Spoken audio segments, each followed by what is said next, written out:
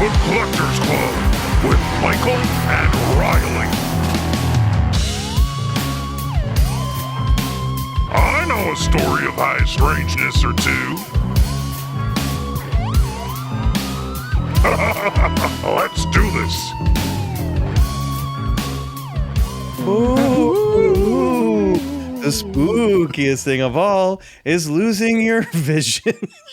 That is harrowing, truly. I have to blow up. Oh. Ow! I flicked myself in the eye with my reading glasses. Off to a great start. Yeah, this is already spooky. Our guest is already haunting the episode, and they haven't even been introduced. Welcome back, everybody, to Terrifying Tales from Zombie Bigfoot's Cryptid Crypt. All month long across the BCC multiverse, we'll be telling you extra spooky stories of high strangeness with some amazing guests. I'm your ghost, Michael McMillian, and with me always is the Phantom Funk Pharaoh. Nice. Am I supposed to have a spooky name? I'm not I just Riley asked Bray. them for spooky names, and this is what they gave me. That is my spooky. But you're Michael McMillian. I think I was Riley Brains. Yes. Last year. Yes, you were Riley Brains. I don't have a new one on. You're on always Riley Brains. It's fine. Riley you don't have to come Brains. Okay, There we don't you know. go. Jeez. All right. It's Submitted by Stephen God. Meyer Jr. October already off to a great start, everybody. Mm-hmm. It's going to be a great month. Here we go. So before we bring back our ghoulish guest, I want to let everyone know that we have some brand new, even newer than the stuff that we released a couple weeks ago, Zombie Bigfoot's Cryptid Crypt merch by James Mulholland. Yes. In our fourth wall shop right now. It's inspired by the turn of the century Mystic Emporium posters. It features a rather Victorian looking Bigfoot at a seance table, scrying in a crystal ball. It's very fun. And it will be available for a very limited time. So order yours today, won't you? Yeah. Ultra exclusive. Yeah. And we're going to have cutout. We also going to have stickers and stuff going too. So I really like this one as a sticker. I'm excited about that. It's very good. So link to that in the show notes and stories. Okay. Our guest this week is a comedian, a television writer, a texter, apparently. You would not believe who I'm texting. Jana. Our friend Jana. He's a co-host alongside Jana Schmieding of the podcast Sage-Based Wisdom from CBS's Ghosts. How about that? Please welcome to the Cryptid Crypt, Brian Bahe. Hello. Or should I say Brian Bahe? How's it going, Brian? Thank you for having me. So I tried to do ghost voice, but then I bailed immediately. honestly, most of this show is like 2 seconds of a bit and then a dip out of the commitment of it. It's accents, characters, it's fine. So That's where I thrive, is those 2 seconds. 3 seconds? No, absolutely not. You know, that's how long most people have their eyes on a UFO or a ghost. So that's perfect. Wow. Synchronicity. So we're going to get into some news stories and, of course, your personal paranormal history. But before we do that, it is Halloween time officially. Brian, did you ever have a favorite Halloween costume growing up? Do you have a very extra special Halloween memory? And Riley, I will kick this question over to you as well if you want to. I feel like I grew up like having to, I thought like buying a costume like pre-packaged was kind of just like almost defeated the purpose in a way. I loved having to like make something from scratch a little bit. And I think I peaked when I was Goofy. Yeah. I had the Goofy hat. That's what I was basing it. And then I just kind of like made everything else. I picked it Goofy. What was were we talking paper mache? Are we talking felt fabric ears? What were you doing? Big shoes? Or were you like Goof Troop Goofy? Or were you like classic Goofy? I was classic Goofy. Now that I'm thinking about it, didn't require much work, actually. Bare pants. Kind of lazy. Yeah, it was like blue jeans. Dad's and shoes. a red shirt, yeah. The orange vest was kind of tough. That was tough, especially being, maybe 8 years old and no one would drive me to anywhere to get an orange vest or anything orange. Walk to a thrift store all by yourself. Yeah, so I kind of was just like searching around with what I had, and I think I just found a orange shirt that I cut into a vest. Resourceful. And then I had the goofy hat because I went to Disneyland, I think, that earlier that year. Gotcha. So you had the hat that had like the bill that is Goofy's snoot. Yeah. And like the nose and the ears. Yeah. And then being like gorge all night was pretty easy. Did you commit to the voice every time you said trick or treat? I think I did. I think I was way more willing to commit to the bit at that age. At 8, yeah. That's probably your most committed age, really. That's all I had. Kids don't say trick or treat anymore. They don't? No. They just hold out the bag? Yeah. They don't come in my neighborhood, so I haven't seen them in years. You should come this Halloween. You should come to my neighborhood. We get so many kids come through. It's a blast. Like we have like a block party, but like kids just walk up and I have to be like, no, what do you say? And the parents be like, oh, say trick or treat. And then they'll be like, hey. Like they don't even do it. That's kind of crazy. It is crazy. I might be wrong, but I'm telling you, I've been handing out candy for like a solid 10 years in a row now in this neighborhood, and no one says trick or treat anymore. You're keeping the tradition alive. You're that man on the block now. It's like, now, waving my cane. Yeah. Riley, did you have a favorite Halloween costume growing up? I mean, on the subject of homemade costumes, I think the best costume I ever made was a green giant costume. It was like a green tunic. You're always a vegetarian. Yeah, and I put little other bits of green felt on it, and I made a green bean out of felt that I carried around. That's very cute. I painted myself green. That's very cute. It was a good one. Yeah. I'm trying to think. I loved getting, of course, because I'm like a little consumer. I did have a bunch of the like Ben, what's his face? The prepackaged like really smelly plastic masks and like the like plasticky costumes of like Batman. And I did that with Wicket the Ewok and Ben Cooper and Gizmo. But then when I was like, I hit about 3rd grade, I started doing like the homemade thing. And Dave Keith and I, 5th grade, went as a 2-headed monster that his mom sewed the costume for. That's amazing. And we didn't keep it a secret. And then 2 other kids came as a 2-headed grandma. And they beat you in the costume contest, right? Yep. And they got there first, and they were ahead of us in the parade. And believe you me, we were pissed off. 2-headed grandma is so funny though. It was better. It was better, and we were angry. Better. We were angry. You've been bested at your own game. Oh man, I've never forgotten it. It's a core memory. Okay, Brian, you ready to get into some spooky stuff? Yeah, I'm staring out the window. It's dark outside. I don't know what's out there. Now I would like you throughout this episode, just occasionally, every 5 minutes, just glance up to that window and let us know if you see any faces or any strangers emerging from the void. Okay, keep your eye on that window. That's all I'm asking you to do. I did see a skunk one time, so that's actually what I'm really afraid of. Okay, why did the skunk? Because I don't want to get sprayed. Fair, honestly, fair. It's very fair. My dog got sprayed once, and it does not smell like skunk. It smells like burnt tires. Whoa. And it never goes away. Like, it takes weeks and weeks and weeks to go away. It is not fun. It's scary. Yeah, it is scary. All right, Riley. Yes. Get ready. This might change in post. We'll see. We have a special Cryptid Crypt edition of...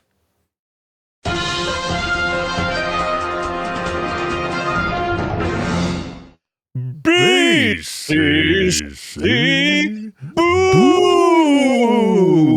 That's right. From the New York Post, I believe. Of course, I forgot where I pulled this from. I was too excited when I grabbed the headline. We have some spooky news. Now, this is back in May, so it's not, but just like ghosts, some things never die, including news stories. Here's a wonderful headline. I had a threesome with a bisexual woman and my dead husband's ghost. He finally got his happy ending. Oh. Yeah. Whoa. Here we go, Brian. He's her boo. A UK widow brought new meaning to being with someone in spirit after allegedly having a threesome with a woman and the ghost of her dead husband. Nice. I don't believe in a literal afterlife, but I felt his presence as we had sex. Nikki Wake, 53, told Jam Press, that's the name of the news outlet, while describing her alleged post-mortem menage a trois. I was always a little hesitant about introducing a third person into what was a deeply loving and fulfilling relationship, but as a one-off for a special occasion, I felt like it could be fun and memorable for the both of us, said Wake, describing their mutual fantasy when her husband was alive. The Manchester resident, who identifies as bisexual, claimed her husband, Andy, had dreamt about having a threesome, something she had secretly fantasized about as well. Now, this seems, I'm going to pause here, no judgment on anyone. I feel like this is something they could have worked out before he died. Talk to your partner, guys. She said very into it. Yeah. She said, I used to joke that I'd treat him to it for his 60th birthday. Oh, why wait so long? Right. However, it wasn't until her hubby's untimely death from COVID in 2020, that she was able to make this dream come true by linking up with a woman who had the hots for her late hubby.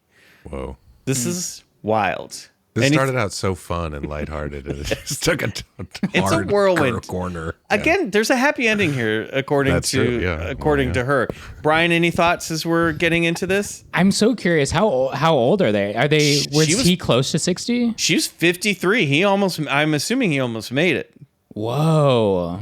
I support that. COVID did bring out a lot of sexual tendencies that I feel like a lot of us were kind of lurking beneath the surface. Awakening. Yeah. And that jar never got screwed back on. You know what I mean? And now they're just all out there running rampant around the world. So the Brit claimed they nearly had a third-party fling. I also love that this article is just like mostly about how close they got to a threesome before he died, and like less about get to the part where the ghost and you two are having sex together. We're setting the scene. We're building tension. Fair enough. Yes, right? This is a little foreplay. Exactly. The Brit claimed they'd nearly had a third-party fling while he was alive on several occasions, including with an American couple they met on a nude beach. Oh. Then they mulled having another Randy triple header at a New Year's party, but refrained. Forever, that's what that's called. Fancy a Randy triple header then? Oi, you fancy a Randy triple header?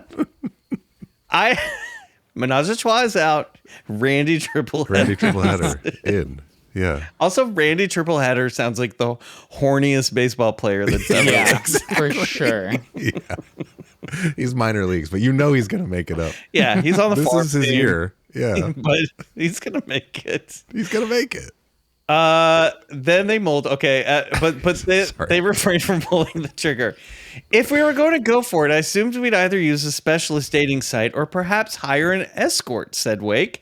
I was always a little hesitant about introducing a third person into what was a deeply loving and fulfilling relationship. Unfortunately, the widow never got the chance as her other half contracted COVID. Andy then suffered a series of catastrophic heart attacks. It's like such a hard corner. This started as such a fun story. It gets worse. Finish the sentence. This is a horror. This is a horror story. It's a nightmare. Yeah. This is like a modern horror movie where it's like it starts out as kind of a fun comedy and then it just gets really devastating. Gritty realism. That led to a severe brain injury, leaving him with no capacity. Jesus. Are you still with us, Brian? Yeah, I'm like she should have just hooked up with him while he was kind of like alive, but maybe in a coma. I mean, why not? Slip some Viagra into that IV drip. At that point. They say that when you're in a coma, you're aware of what's going on around you. Yeah, get the nurse in there. Yeah, exactly. already in a role play costume. So her paramour passed away in 2020 at 54, so 6 years away. This destroyed Wake, who feared she'd never be able to replace what they had. Before Andy became ill, we had a passionate and satisfying sex life. I couldn't imagine never feeling that again.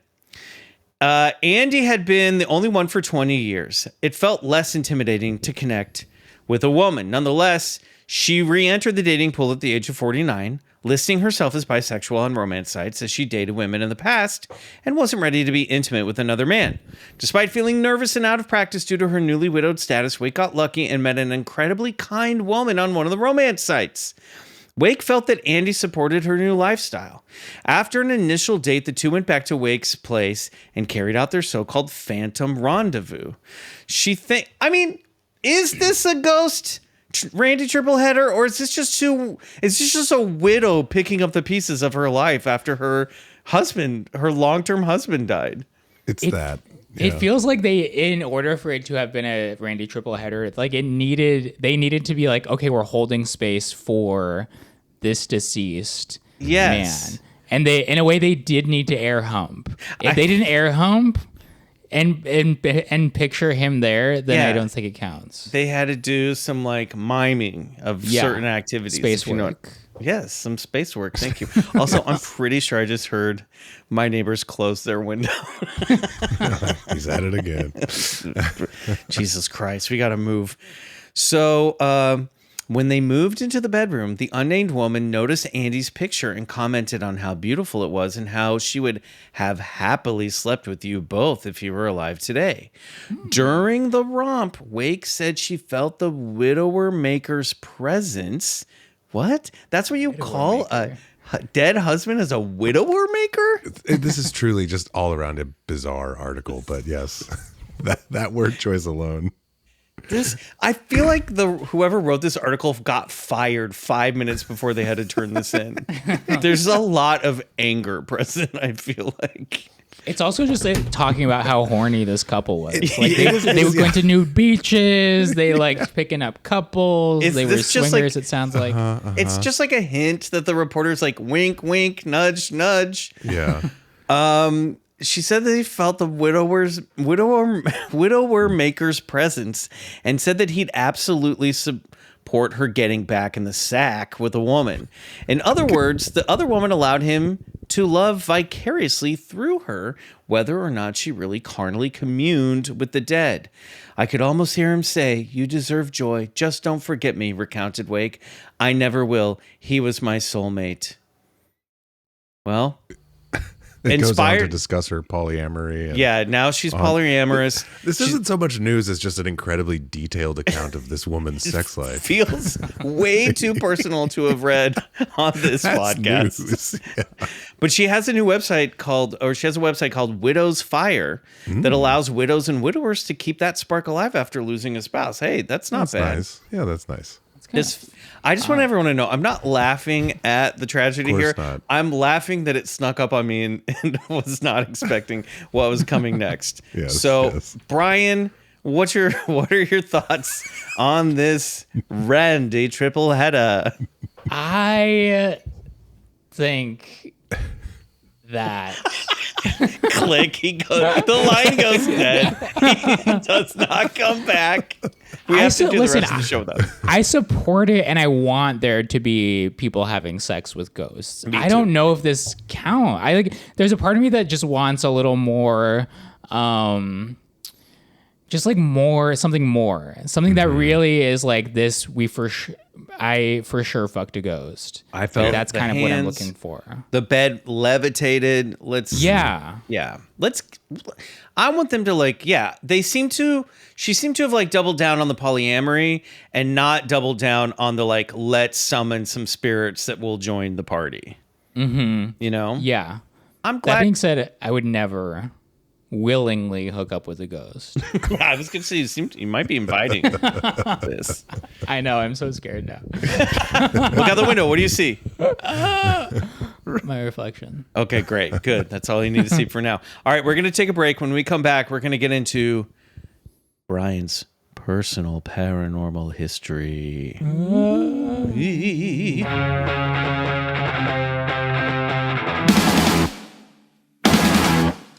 All right, Brian.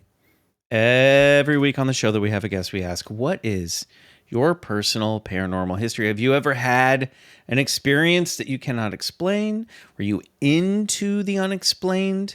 Were you into UFOs, ghosts, any of that stuff growing up? Super into UFOs.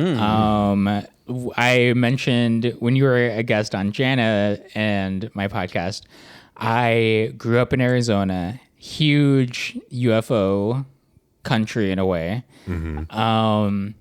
And when I started high school, my family moved from like the city proper to like a little bit outside of Phoenix. And so it was just like the desert. There was like no light pollution. And during like those drives, like leaving the city, like to get to our house, like I would just like see so many like orbs of light that moved in ways that like planes don't go like move, and like it's not on a flight path because you can like see where the flight path is basically to get into the airport in Phoenix. And I was just like, what the fuck is this shit?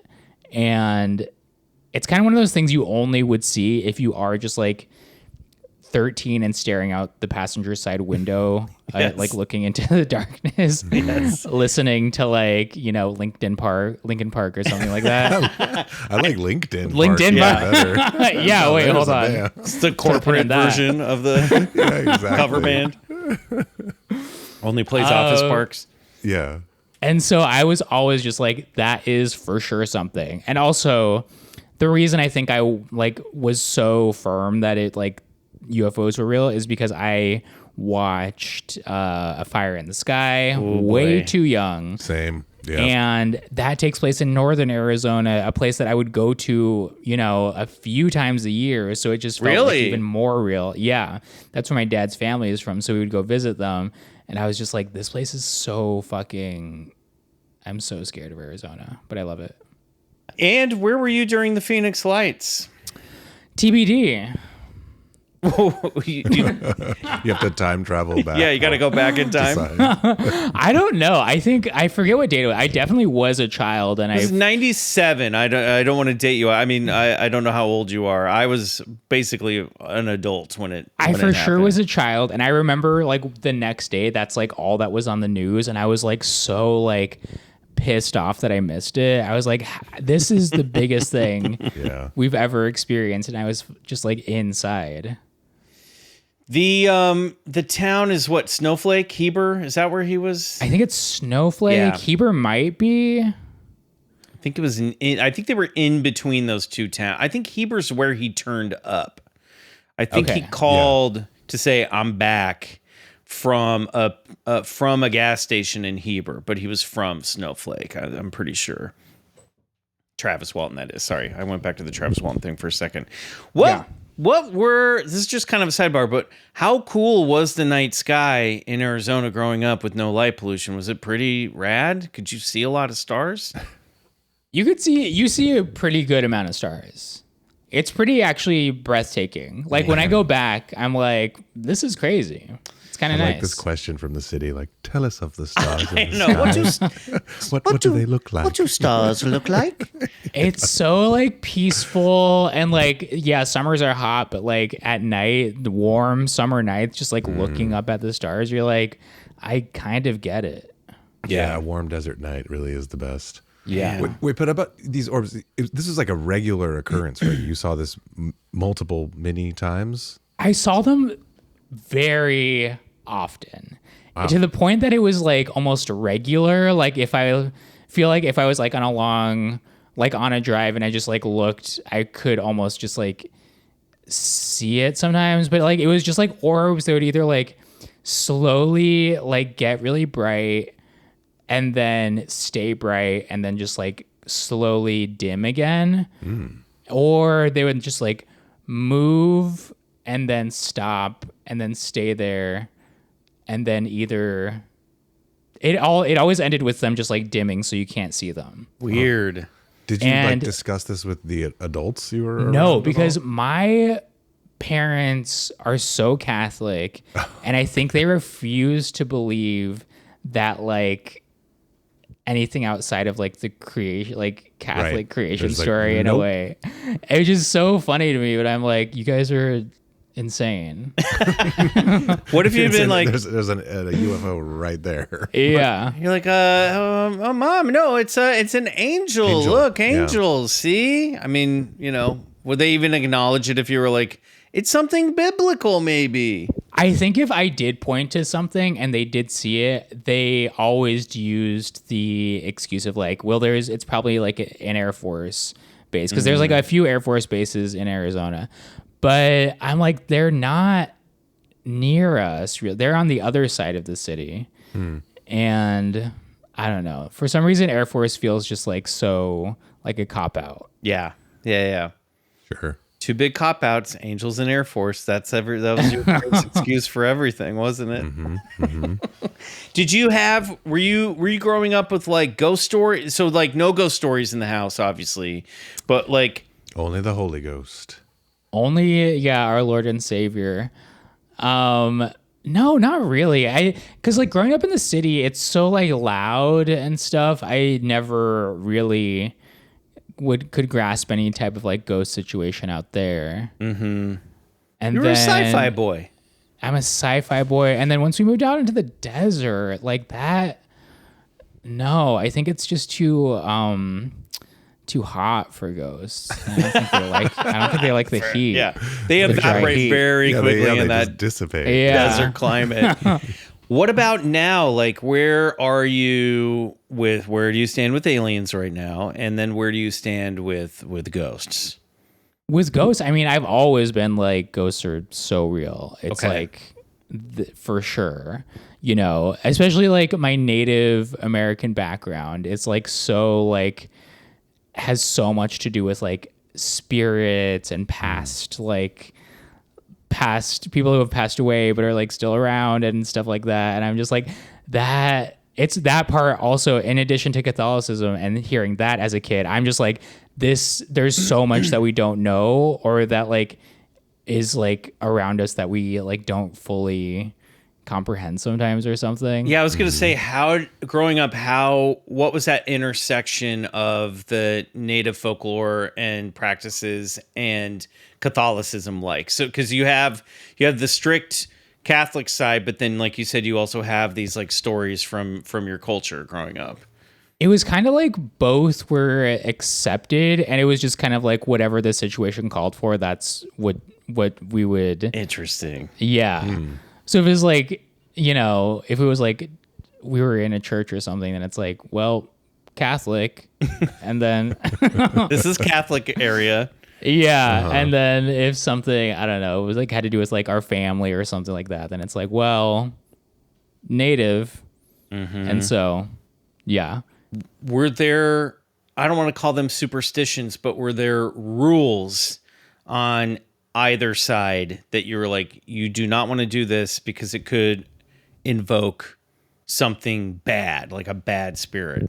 I feel like that's more like a Native thing, which is like, I feel like almost all Native things are like to not invoke anything. It's like you do so many things just to avoid invoking anything. Don't invite anyone over, Brian. We Don't want invite anyone over. Don't fucking, directly address somebody or something unless you want them to pop up. Yeah, it's like the second, you say something out loud, like whistling at night is huge. Yeah, like apparently I'm yeah. not supposed to do that.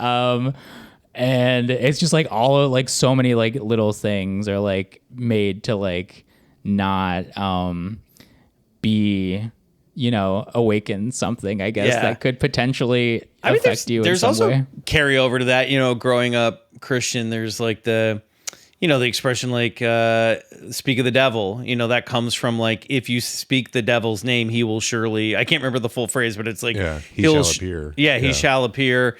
And, I think for the like Christian side of things, like definitely like Ouija boards are like I don't fuck Do with- not fuck with that shit. Yeah. Never. I would never. There's so many like small things that like somebody was talking about like a ghost tour, and I'm like, even going on that feels like I'm like opening myself up to like getting like somebody trying to reach out to me in some way, and I'm like, I don't want to have to deal with that right now. It seems like too much.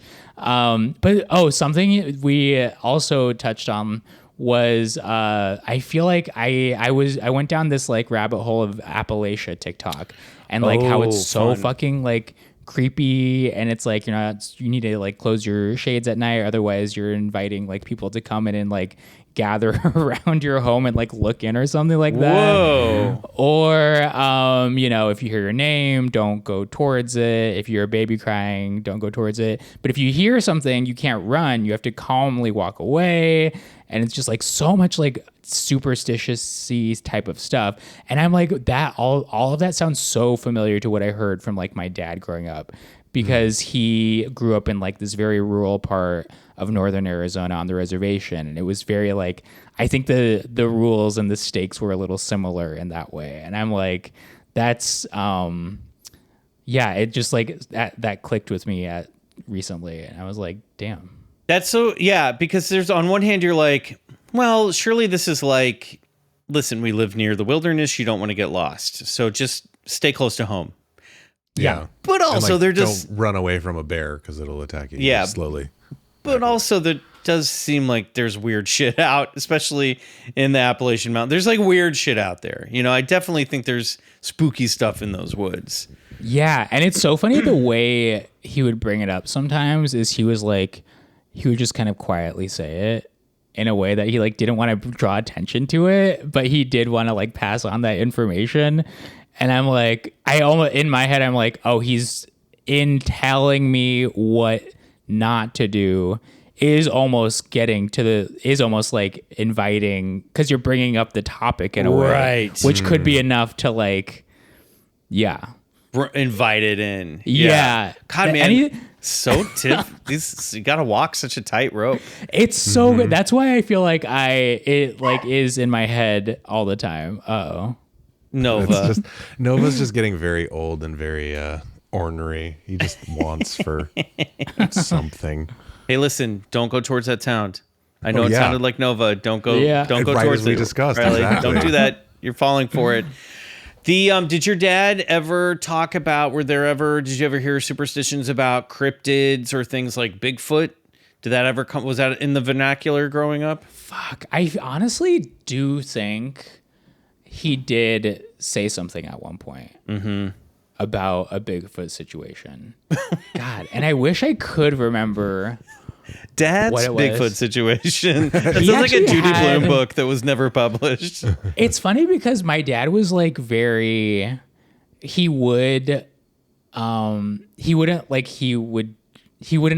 didn't like to talk about this stuff, I think. Right. But like his brothers would like openly talk about it. Fun. Or like they had no reservations about it. Like his brother who lives kind of close to where he grew up, so like still very rural.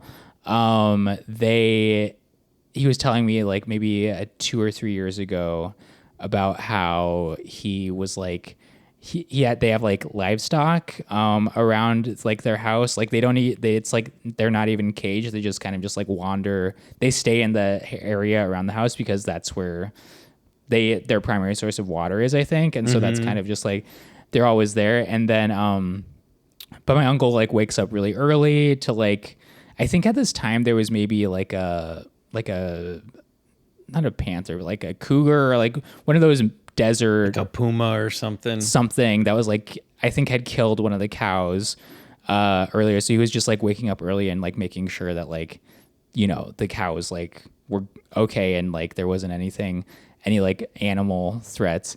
And he said like he was in his truck like driving around doing this, and it was like really early in the morning, pretty dark I think still. And he said he saw just like this light come down like really close to the path that he was driving, and it like was coming towards him, I guess. Whoa. And then when it got really close, it just kind of like went up or like disappeared or something like that.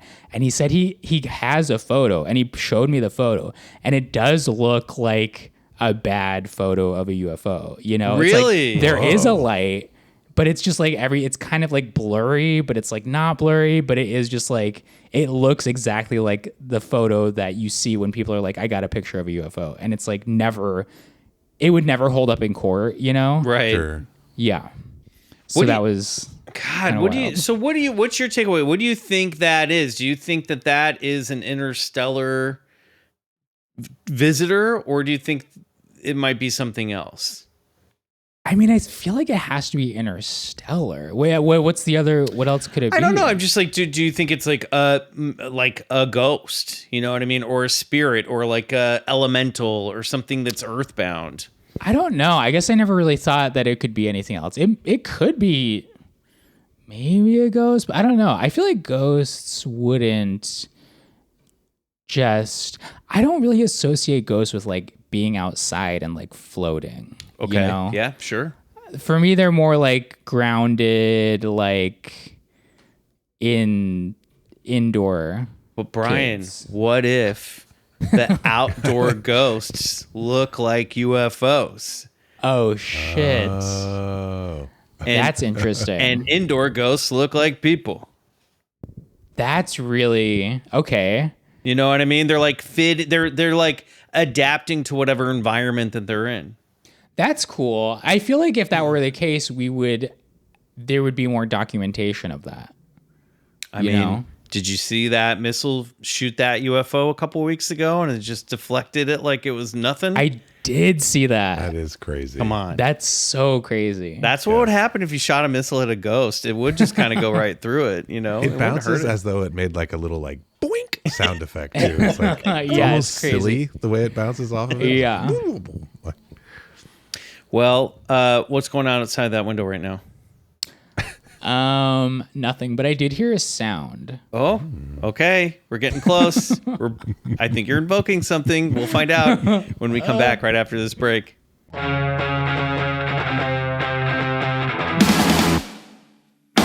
Okay, Brian, don't get too comfortable over there because we have a game that we like to play with all of our guests. Now, usually, and in this instance as well, I'm going to run down a list of phenomena. If you're open to it, because it's Zombie Bigfoot's Crypt, you're going to say treat.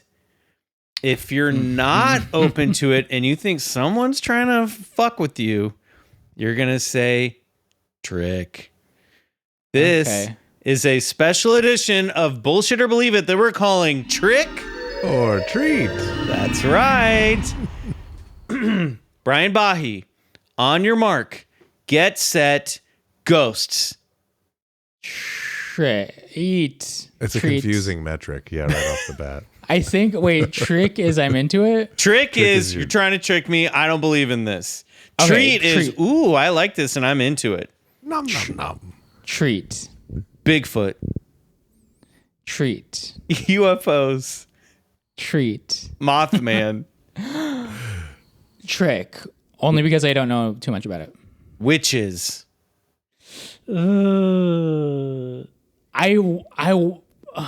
I'm scared of them, so I'm gonna go trick. Werewolves. Trick. Vampires. I guess trick. Lake monsters.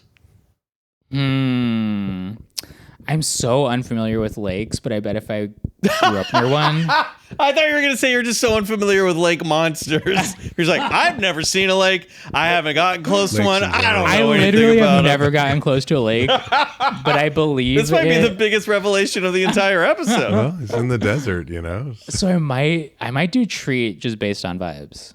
Haunted dolls. Treat. Ouija boards. Treat. Curses. Treat. Stigmata.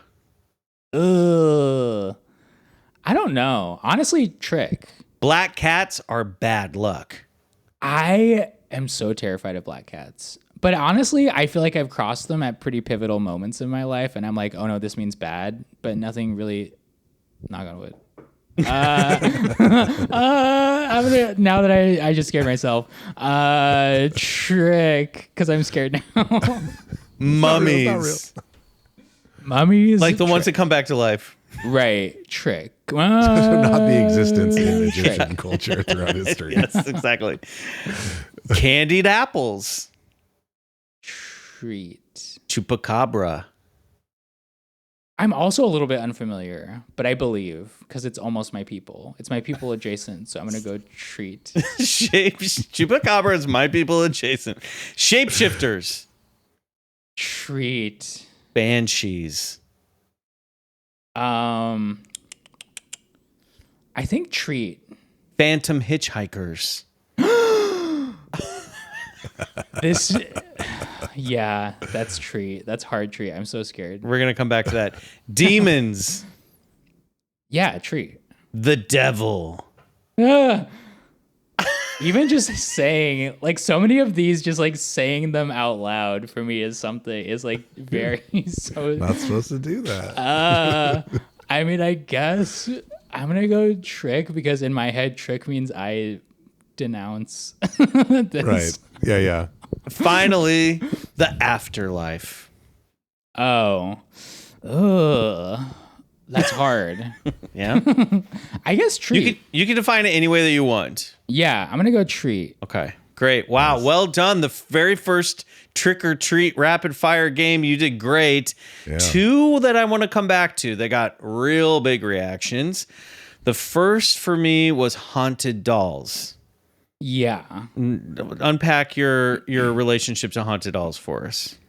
I mean, luckily I've never, had any interaction with them. But I do think there is something so like that has legs. Like there is something about like a object that is very like in sync with like with a child most likely, and you're just it's kind of like their energy like is so like intertwined with this object that I almost could see how it like could be a thing. And it's like literally a vessel. Like it's like just sort of kind of asking for something to jump in there. And they're hollow. A little house. They're hollow inside. That's also kind of creepy. Like Yeah. what goes in there? Stuffing, air. I don't know. It's kind of creepy, right? It's almost like the perfect object to like, if you were something and you wanted to be like, make some type of connection with like this reality. Right. It's like, it kind of, you're like, wait, it has like the eyes, it has like the face and the arms and all this stuff. Yeah. You're not going to choose like a spatula over that. Hey, that'd be tricky. You know what I mean? Yeah. That'd be kind of very covert. Spooky spatula. Yeah. That's like a bad, like a jam band in a college dorm. And then, of course, we had Phantom Hitchhikers got a real big reaction out of you. Yes. What's going on there? For some reason, I spent a lot of my childhood driving around Arizona. Like, just like, because my family lived all over. So I was just like, so much of my childhood is just like me remember being like in a car, stare at like on like a street, like a highway basically. And I know there weren't a lot of hitchhikers, but I was always just like, what if there was? Right. I mean, a very creepy thing would be driving down one of those roads at night and just seeing a lone individual. Yeah. Like, just walking quietly down the road, like a woman in white or something like that. Literally, yeah. Because So scary. Even now, if I were driving down like Route 66 and it's after 11 o'clock at night and I just see one lone person on the side of the road, I am speeding up. There's no way I'm slow. Like, there can't, unless they are covered in blood and they need help. Like, I mean, even then that's terrifying, obviously. Yeah. But like, I can't imagine a good scenario playing out by picking up a hitchhiker in general, especially in the dark, in the middle of nowhere. In the dark, in the middle of nowhere. And I like I said, like my dad grew up like in, like you would take like dirt roads to get to where he was. So it's like dark dirt roads. The fastest you can go is like 10, 15 miles an hour or something. It's like windy. There's like trees on, it's like very foresty. It's like, so you're like, if somebody was here, if I turned a corner and there was some person there, I would be fucked. You spent a lot of time, it sounds like, in liminal spaces growing up. Whoa. Yeah, I think you're right. Yeah. There's a lot of room for spookiness in a liminal space, I feel like. Yeah. Especially if you watch a lot of TV and movies like I did. You're kind of just like, oh. What were you watching? Everything. Mm-hmm. Yeah. X-Files. No. Oh, you're too young for X-Files. Sorry. You're like The Office.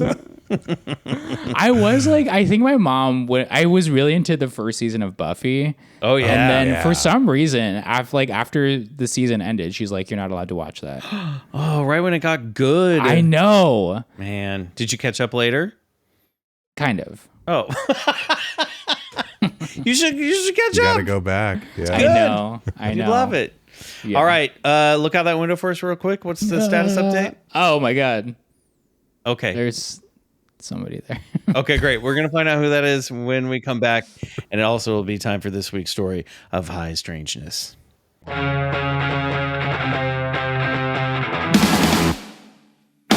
Okay, Brian, it's time for this week's story of high strangeness. Or should I say, terrifying tale from zombie Bigfoot's Cryptid Crypt. You went into Pee Wee Herman on zombie. A little bit, yeah. Just a touch. Just a touch. I liked it. Gentlemen, may I ask you this question? Who are or what are your favorite Halloween monsters? You know, when we were talking about costumes, the other costume, my all-time favorite childhood costume, I got a realistic werewolf mask. You know, like, movie great. I mean, not really, but to me it was. And I was Teen Wolf, so I had like a little moto jacket, and I got to rip my jeans up, and that was the coolest I think I've ever been to this day. Riley the Teen Wolf. Teen Wolf. Yeah. I love it. What about you, Brian? I kind of love Ghostface. Okay. Even though he's kind of everywhere. Yes. There is something kind of just like spooky about it. Oh, yeah. Because you never know. No, and sometimes there's Who's like under three or there are two, and so it feels like Ghostface is like, popping out. Like, how did he get across the room, or how did he get here? Yeah. I love Ghostface. I think Ghostface is like iconic, obviously. So, I think he's so iconic. And Yeah. did that mask exist before the movie? it was based on the Scream, the painting by Munch. That's what. Yeah. Wow. That makes so Yeah. much It sense. really I did not know does. that. I So didn't that's either. what that was inspired by. That's why because the movie's called Scream, and then Ghostface looks like the character from the painting. That's really cool. But I've been both of those things for Halloween. I was Ghostface last year or the year before, I can't remember. And then Riley, I also was a werewolf in the 3rd grade Oh because my God. that is my favorite Halloween monster, the werewolf. Maybe because I like dogs, or maybe it's because the image of a wolf emerging from a tattered shirt and tie and torn pants is very funny. It's quite enjoyable and very iconic. But Halloween time always evokes the image of the full moon and the distant howl of a wolf. Well, longtime listeners will know that I used to laugh at the concept of Dogman or dogmen. Huge bipedal dog or wolf-like creatures that go toe-to-toe with Bigfoot. Now, Brian, I already see you giggling a little bit over there. When I say dogman, what comes to mind? I don't know. I'm guessing like a hybrid situation. Maybe. I like this theory. It's a good one. Well, I just thought that's a step too far. Bigfoot, I understand. It's a hominid. It's a relic hominid. It's a primate. But how did we end up with a dog primate combo? That just seems too silly. And then about a year into the podcast, I began reading the books of the late, great Linda S. Godfrey, who was a former guest on the show, and a reporter who originally broke the story of the Beast of Bray Road. Have you ever heard of the Beast of Bray Road, Brian? Mm-mm. This is in Wisconsin. It was a Wolfman type creature that had been spotted running around the fields and the back roads of dairy country in Wisconsin in the 1990s. And Linda was a local reporter and cartoonist who had no previous interest in cryptids.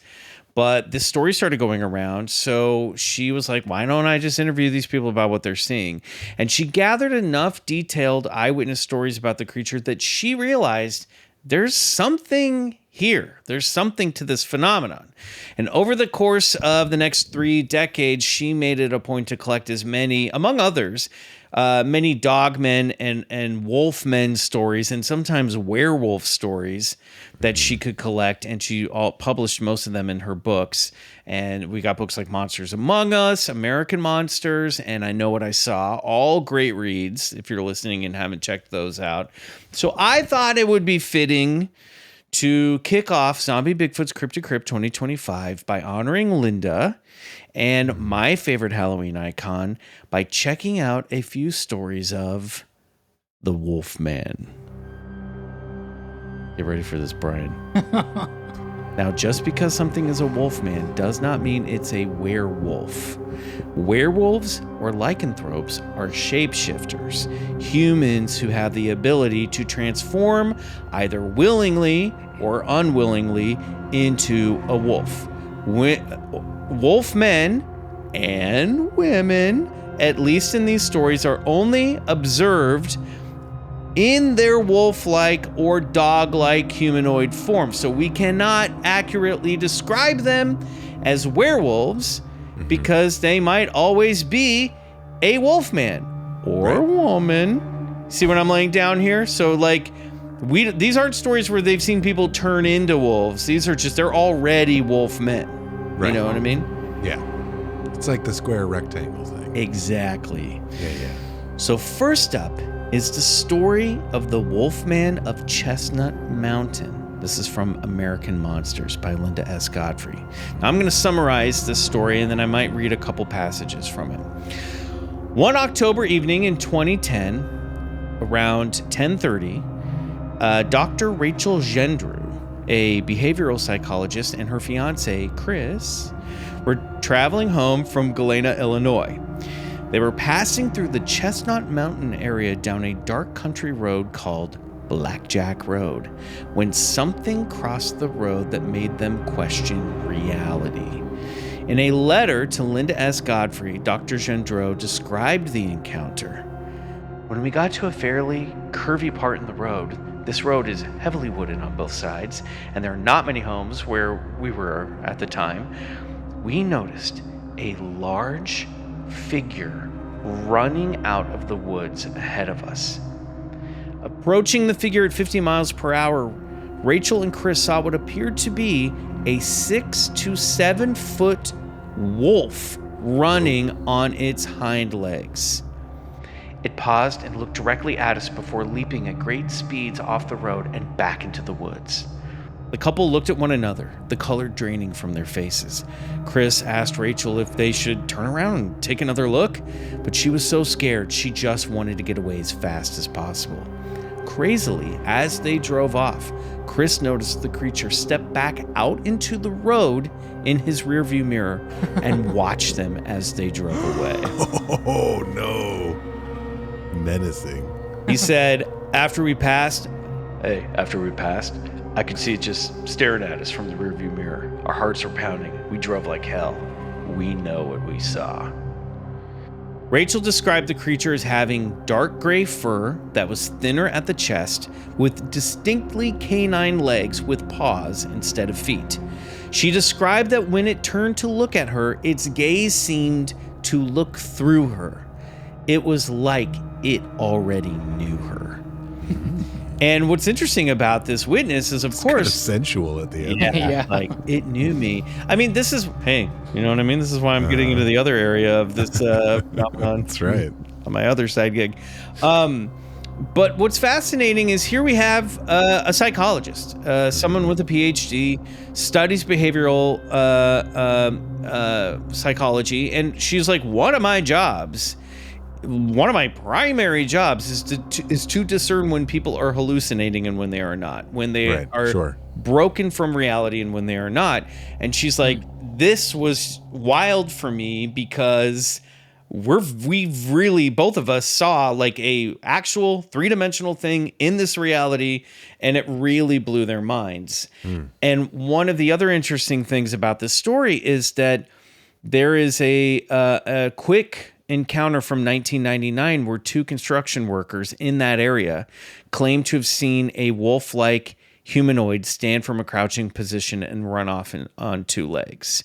So this area has some history of stories like this. Godfrey said that the area, it's all bluffs and valleys. It's near the Mississippi River. It's heavily wooded. So there's lots of shelter, lots of game and water sources, including, Brian, you might be excited to hear, a nearby lake. Yeah. I don't know if you could picture that in your mind, but like imagine a river, but instead of just like running in a line, it's just like a circle. That's what a lake's like a swimming pool. Yeah, like a swimming pool, but in the woods and much bigger. And with fish, maybe. Yeah, maybe fish, maybe some boats, maybe a little dock, maybe a couple cute little houses. Sometimes they're real big. Sometimes they're so big you can't even see on the other side of it. So you might think it's an ocean, but it's not. It's a lake. Whoa. Yeah. So what do you think so far about this Wolfman story, Brian? Listen, I want to believe so bad, and in a way I almost do. But I do think her working in psychology almost works against her in this situation. She's too smart. Because as somebody who majored in psychology, okay, bring it on. I almost think that if she is around so many people that like are talking like about seeing so many weird things, I feel like they're almost priming her to also like see those things in, you know, every day-to-day life. What we didn't learn was that all of her patients think that they are werewolves. That's the one thing that we didn't know. So it's always just this. kind of like in the back of her head that like she sees this thing, she can't really explain it. So she immediately is like, oh wait, maybe what if it is a thing? Because I'm a psychologist, I couldn't possibly be. Yeah. But what about Chris? What about Chris who's with her and sees the same thing? Chris is a beta. And I think he's just afraid. And I think he doesn't want to disagree. I think he's willing to just be like, look, we've been in a lot of fights lately. I'm just going to let her have this and agree with her. Great. Yeah. Okay. Fair enough. You know, this is why these stories are so fascinating. So the next Wolfman or woman hails from the north, and its nickname is the Calgary Creature. This is from Monsters Among Us. On May 5th, in the year 2015, a woman from Alberta, Canada, had an encounter too close for comfort behind her garage on her property. Since moving into the place, she told Linda Godfrey that her family had been hearing strange animal noises around their property.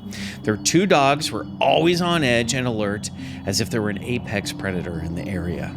And the sound of a high-pitched wolf-like cackle would often make the pups, quote, go insane. It wasn't just howls either. Often the family would hear what sounded like a large person running through the dry grass just after dark. Oh, that's horrendous. That's the creepiest thing I've ever heard. You're getting ready for bed. You turned off all the lights. All the dogs are back in their kennels. Yeah, they just finished barking at the wolf cackle. Yeah. And then everything's gone dark, and then you just hear something running around in dry grass outside your house. Horrible. Terrible. Yeah. Occasionally, they would even catch a glimpse of something large darting through the trees out of the corner of their eyes. Wow. So around this time, animal populations in the area, especially like livestock and even some of the wildlife, started to take a nosedive. It seemed like the entire coyote population vanished. And then all of a sudden there was like an abundance of groundhogs because their natural predator was gone. And then they said suddenly, like almost overnight, all the groundhogs disappeared. And even people, she said neighbors were saying that their deer that they always had coming through their lawns and their property were suddenly not showing up anymore. Whoa. And then in October of 2015, around 11 p.m., so I guess the top of the story takes place in 2016, so I apologize. I got my dates around. October 2015, around 11 p.m., the woman's daughter was pulling into the driveway, and there, directly in her headlights, about 40 feet away, was what she claimed to be a 6-foot-tall, wolf-like creature standing on 2 legs. It was dark gray with erect ears, thick thighs, and dog feet. And the daughter said it resembled Remus Lupin's werewolf form from Harry Potter and the Prisoner of Azkaban. And the upper part of the Wolfman looked more man-like, with square shoulders and hairy human-like hands. And she said when it ran off, it ran. She said it leaped extremely fast. So then a few months pass. On May 5th, 2016, Mom, the woman who contacted Linda S. Godfrey, has her own encounter. It was early in the morning, and she was trying to catch one of those dogs that got loose from the kennel. And she was walking around in the flashlight in the yard, scouring the area, when she noticed something unusual behind her garage. Her flashlight beam caught at about 30 feet away against her neighbor's fence a creature that was like the one her daughter described quickly stand up from a crouching position and dart away. So she was like, at that point, she knew she had seen the same thing that her daughter had, and she'd said she's not one to make up stories. We've been dealing with this phenomenon since we moved in. And the other weird thing is that they had often seen a lot of odd lights in the sky. They said oftentimes they would see a row of 3 lights or orbs that would be hanging in the sky just below where airplanes would fly, or sometimes hovering over the tree line. And so there's no direct correlation that this wolf creature had anything to do with those lights, but it's just, this might be an area where just weird activity is happening. So what do you think about that, Brian? I'm on board hearing the lights. Okay, that guy. You tell me there's orbs in the sky, I'm firmly there. If it was without the orbs, I am a little bit I'm curious to know the why. There needs to be a motivation for this wolf guy. I feel if he wanted to, he would, in a way. If he wanted to eat them, or whatever, he could have easily done that. He seems to not want to be really noticed by these people. Seems content with eating coyotes and groundhogs. Yeah, but he could easily take any of us. Exactly, 100%. So maybe this wolf is I got you. Don't worry. Yeah. Weird, right? Maybe he just needs a friend. Maybe he does. So finally, we head across the U.S.-Canadian border back down to a rural southwest Michigan farm where a man named Brad believes that he's had multiple encounters with a werewolf-like creatures similar to that of the Michigan Dog Man, which is a famous cryptid. People in Michigan say they see this dog man running around a lot. A real classic. There was a radio song all about him. And this comes from Linda's book, I Know What I Saw. So the first encounter took place in February of 2016. So kind of around the same time that this is happening up in Calgary. Brad woke up early to shovel snow in the driveway, and he stopped about midway through his frosty chore when he heard a splash come out of the nearby creek. That's how he writes it. He glanced over to the tree line and saw a pair of yellow amber eyes staring back at him.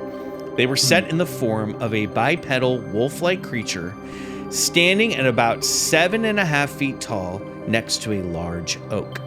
After 6 or 7 seconds, Brad said the creature took off running and leapt into the treetops, where he claims he could hear it making its escape as if it were sailing through the trees. Like bouncing from limb to limb like Tarzan style. That's cool. A month later, on March 26th, around 2:30 p.m., Brad was walking along the creek, clearing brush. He was armed. He was about 450 yards up the creek when suddenly the woods went silent. And this is a phenomenon that happens often, Brian, that people, including Linda, will refer to as the Oz factor.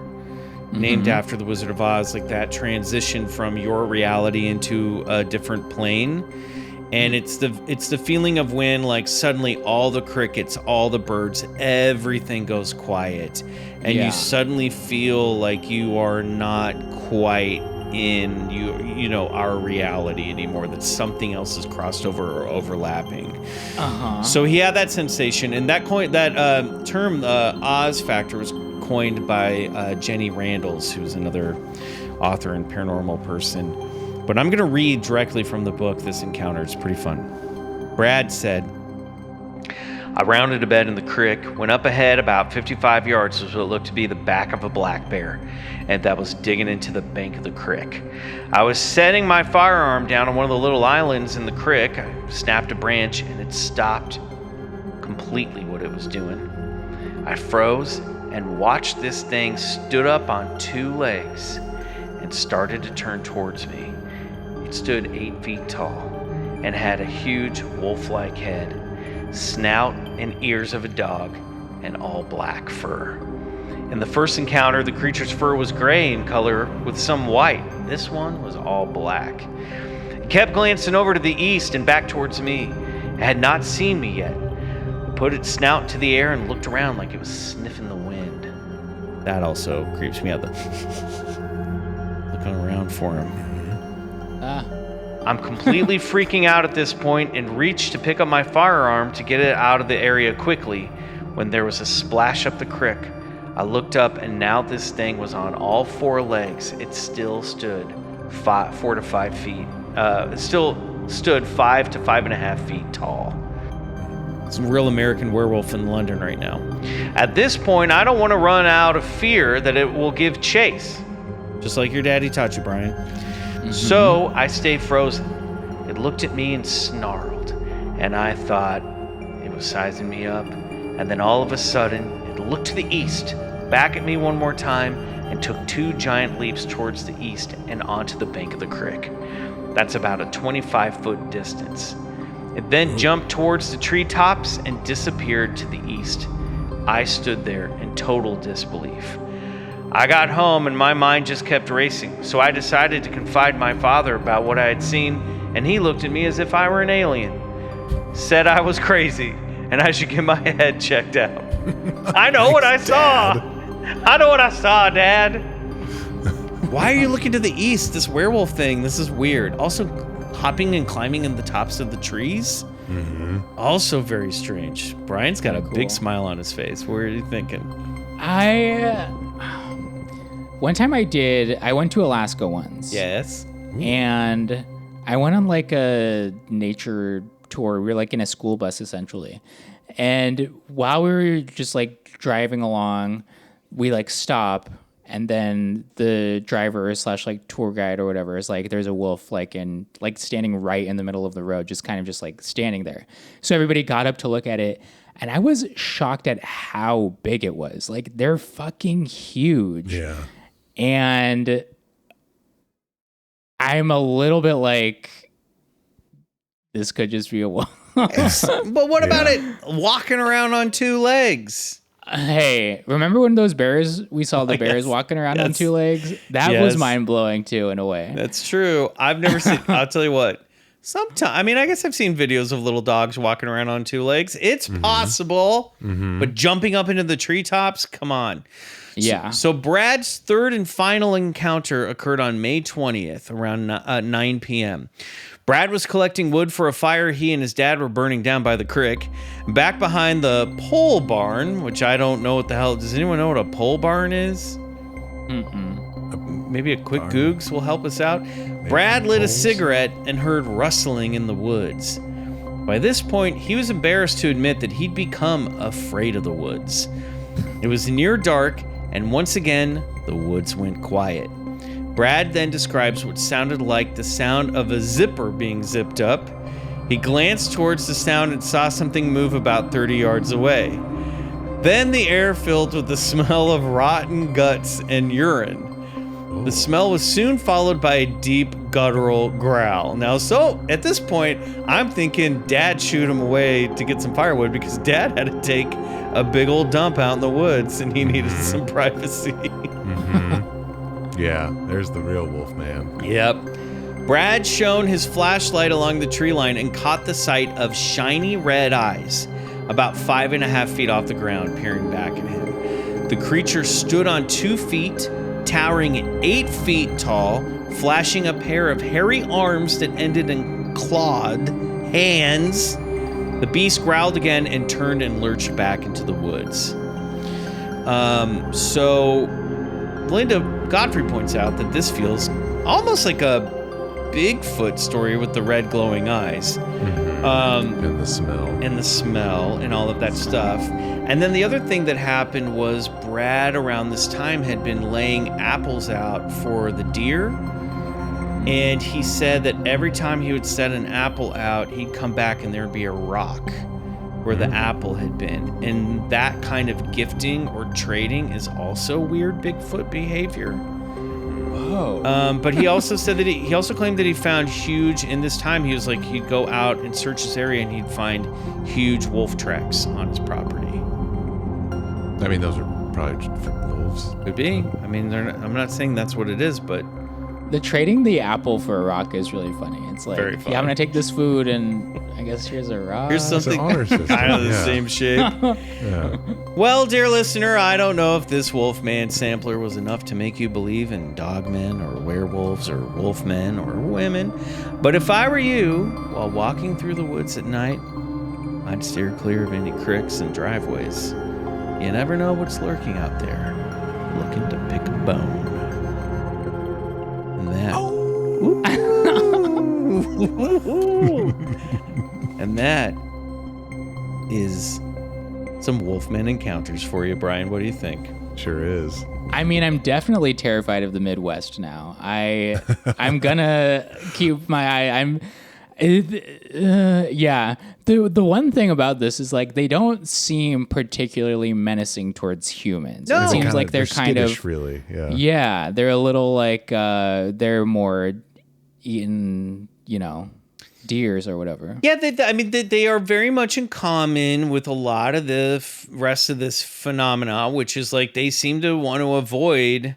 They like lurking and looking and maybe spying, but once they're seen, they're like, "Fuck, I gotta get out of here." They're not. Yeah. Now They're not trying to throw hands. if somebody got attacked Pause. by a wolfman and got killed, we would never know about it. You know what I mean? Exactly. So it's possible it happened.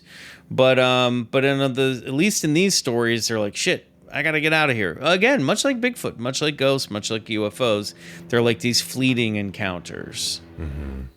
yeah. terrifying. Riley, I did think of you when I was reading these stories about like your fear of the Midwest that you discovered when we went to Kansas, and I was like, ooh, Yep. I could really see, because Riley didn't like the wide open spaces and houses being really far apart.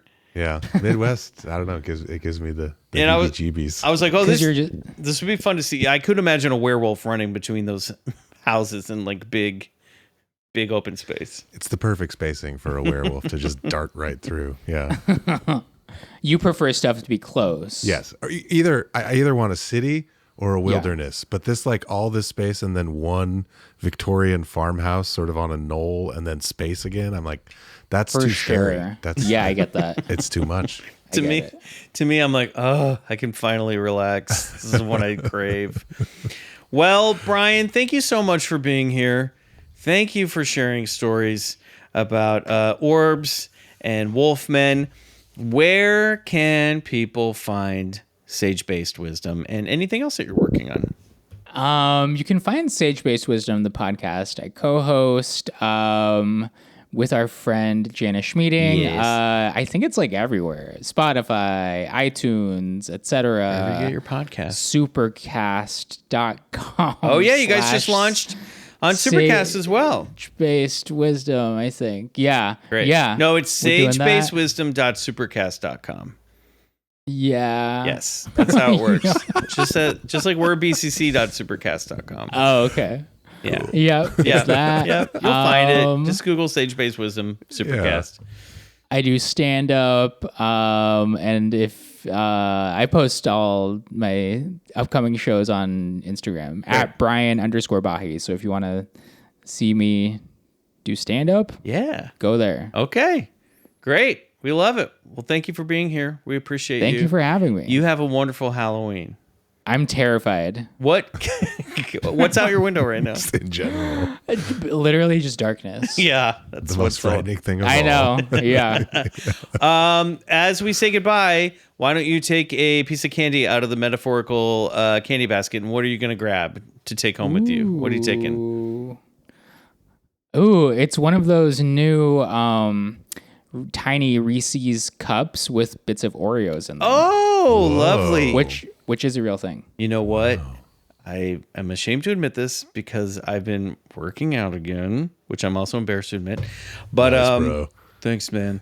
But I bought because I was like, fuck, I can't turn. I at least got to try these. I got the Oreos with the Reese's peanut butter filling, and Wow. you know, That sounds really good. I tried one last night, and I will say, it's good.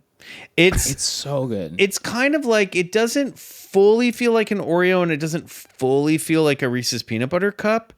And I'm not sure they nailed what your imagination is thinking when those two things pair up.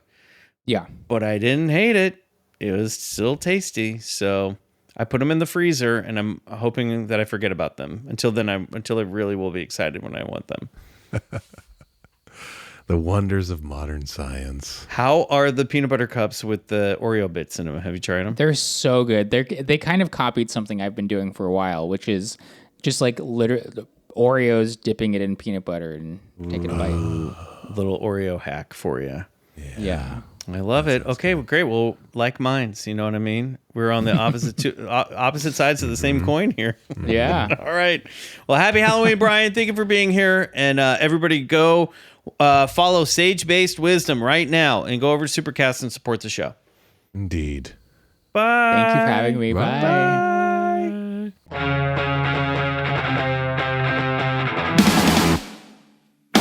Well, you know what? What? Not such a bad first installment of Zombie Bigfoot's Crypt to Crypt. Not too bad at all. You know, I'm in the Halloween spirit now. I got to go decorate my my place. Are you putting out anything? I'm sure I will. I am so ready for Halloween and fall. It's been a long summer. It's been a weird ass summer and a weird ass year, and I don't know. I don't know, my friend. Yeah. But I am excited for a little spooky. You know what? For Collector's Corner, why don't we say what spooky movies we want to see this fall or have seen? Have you seen any good spooky movies? I mean, just last night I watched Silence of the Lambs, and I haven't seen that in years. Wow. That movie holds up. That is Man. They don't make them like they used to. That is a film. I probably have not seen it since high school. Yeah, and I think I realized watching it, I was like, I don't think I ever actually saw this like all in one sitting either. I think it was like one of those things. I was like, oh, that's like this, you know. And it's like you'd like quote it like when you were a kid because it was, you know, but it wasn't, you know, the nice fava beans and a nice Chianti, Right. you know, that bit. But Is he still brilliant as Dr. Lecter? yeah, oh yeah, so good. That performance holds up. We watched it because we'd watched. It was called Locked, I believe, on a plane. It was one of the Skarsgårds and Sir Anthony. Oh, It was it Bill? Yeah, probably. I think so. You know, it's so hard to keep track of all those Skarsgårds. There's so many of and them. there's Augustus. There's Goose. That's Bill. It was good. It had, there was some amazing filmmaking bits that were really cool. I had to look up. I was like, how did they shoot this? Where you're in a car interior, but the camera's circling all around, and but yeah, maybe a little heavy-handed. Okay, but I guess a little cheesy. Not so much cheesy. It's just like, this is what this movie is about, and we are saying it in the dialogue. Got you it. know, but I also think that you just kind of have to do that to get a movie made these days. Sometimes you really got to spell it out. Yeah. And you kind of have to like, now you're also like, and it's got to play in like 53 foreign markets. So we got to make it clear to to translate and, international audiences what's happening here and what we're really going for. It's you know, it felt like a very good concept and story and great performances, but then pushed through this sort of studio mold, ultra processed. I mean, machine. the perfect movie for a plane, you know? Great. Yeah. I'm very much not a horror movie, but I cannot wait for One Battle After Another, the new PTA Oh movie. yeah, I'm excited about that. That's opening the day that it's already open by the time this comes out. So hopefully I'll have already seen it. But I was thinking for fun, to do like the entire Conjuring verse rewatch this month, because I've seen Conjuring 1 and 2, which are great. I've heard 3 and 4 are okay. The new one just came out and I've heard it's okay. But then like I've never seen any of the Annabelle movies. And this is sacrilege for our podcast, but I've never seen any of the Nun movies. And I hear like at least one of both of those is really good. So I was like, you know what? I'm going to dive into the Conjuring verse and I'm going to watch them all kind of, you know, I'm going to binge them all. That's cool. Might be kind of fun. I can get into that. Yeah. I'm just going to add on to this too. I haven't even seen this movie yet, but I am excited to see it. But a friend of mine, is a director named Stuart Ortiz. Actually, this is a different thing. A director named Stuart Ortiz. He made a horror film called Strange Harvest. And it's like a found footage style horror film, but it was like totally independent, you know, like small budget. He made this thing himself really with you know, his friends, and he got it sold. It's on like it's on streamers now. It's getting great reviews. It's supposed to be super gnarly. Awesome. I have not seen it yet, but if you're into like scary horror, check out Strange Harvest. That's my shout out to Stuart. Yeah, congrats. I also want to see, I still haven't seen Bring Her Back, which is part of, it takes place in the same director and same storyverse, movie universe as Talk to Me. Did you ever see Talk to Me, the one with the hand? Yeah. Bring Her Back. And it's supposed to be pretty gnarly too, but I'll probably check that one out this month as well. I'm ready to watch some movies.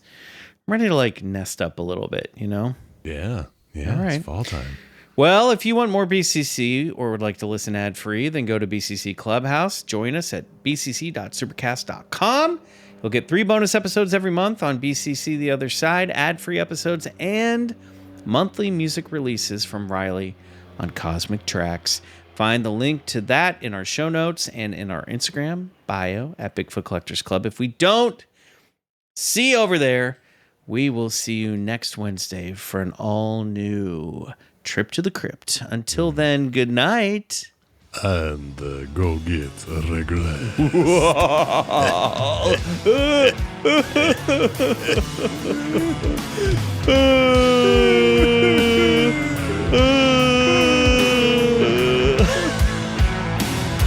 I just remember that news story. It's supposed to be so fun.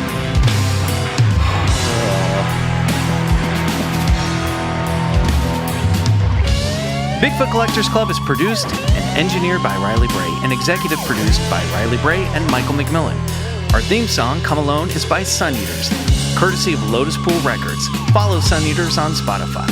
For 3 bonus episodes every month and ad-free episodes, check out BCC The Other Side at patreon.com/BigfootCollectorsClub.